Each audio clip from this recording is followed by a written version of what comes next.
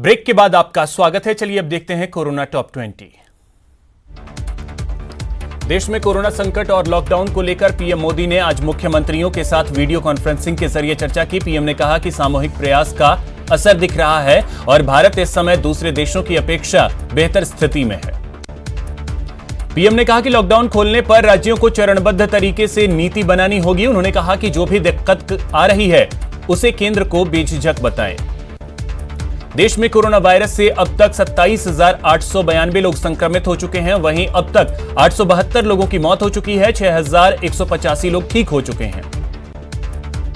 दिल्ली के रोहिणी के अंबेडकर हॉस्पिटल के 32 स्वास्थ्यकर्मी कोरोना पॉजिटिव पाए गए हैं। इनमें डॉक्टर और नर्स भी शामिल हैं। मरुधरा में भी कोरोना की तेज रफ्तार जारी है। आज 36 और नए पॉजिटिव केस सामने आए हैं। संक्रमितों का आंकड़ा 2,221 तक पहुंच गया है। 44 लोगों की मौत हुई है।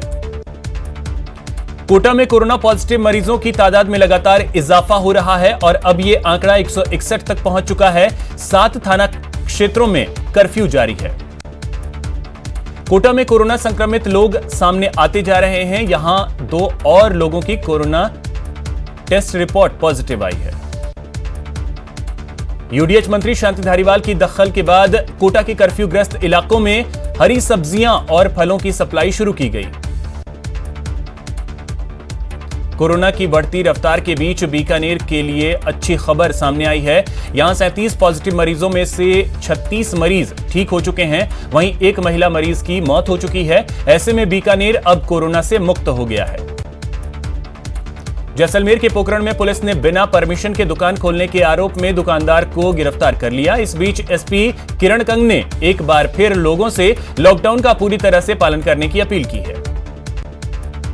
झालावाड़ शहर में कोरोना संक्रमितों की संख्या लगातार बढ़ती जा रही है। जिले का आंकड़ा 39 तक पहुंच गया है। ऐसे में कोरोना पॉजिटिव लोगों के निवास वाले 4 क्षेत्रों में जीरो मोबिलिटी की घोषणा की गई।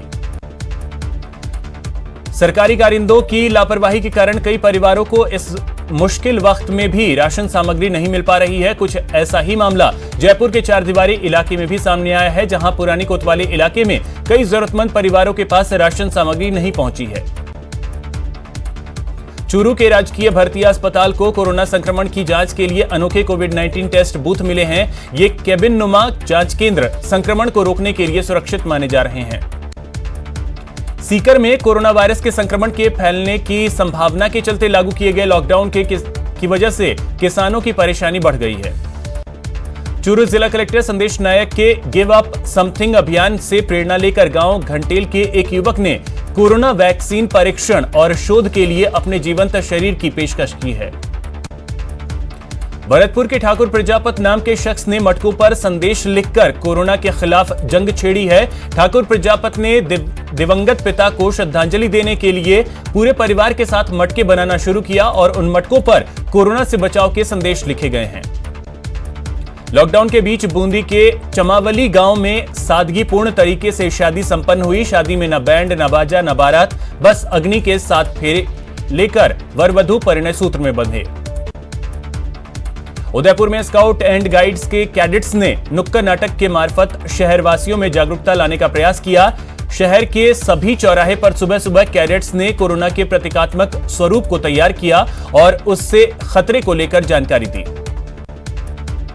जयपुर की बेटी बचाओ बेटी पढ़ाओ की ब्रांड एम्बेसडर इनाया खान ने इस रमजान में अपना पहला रोजा रखा। रोजे के दौरान इनाया खान ने सभी रोजेदारों से अपील की। इनाया खान का कहना है कि रमजान रोजेदारों की दुआएं कबूल होती हैं, इसलिए सभी लोग रमजान के दौरान सभी तरह की इबादत अपने घर पर ही करें। सादुलपुर के बैरासर छोटा निवासी रोशन लाल सोनी आंखों से नहीं देख पाते, लेकिन उन्होंने सुरों में पिरोकर एक गाना बनाया है और लोगों से कोरोना काल में घर में ही रहने की अपील की।